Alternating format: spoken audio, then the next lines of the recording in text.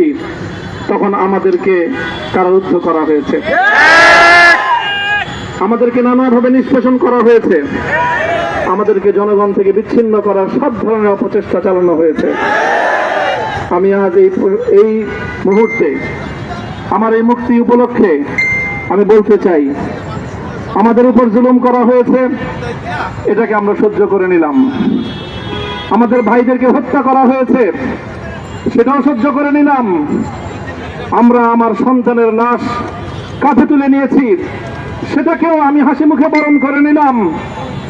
আমাদেরকে অপমান এবং লাঞ্ছনার সব ধরনের ষড়যন্ত্রের সম্মুখীন হতে হয়েছে, সেটাও আমরা হাসি মুখে বরণ করে নিয়েছি। কিন্তু আল্লাহর জমিনে আল্লাহ এবং তার রাসূলের কোন সম্মান এক মুহূর্তের জন্য আমরা বরদাস্ত করে নেব না। আমরা আমাদের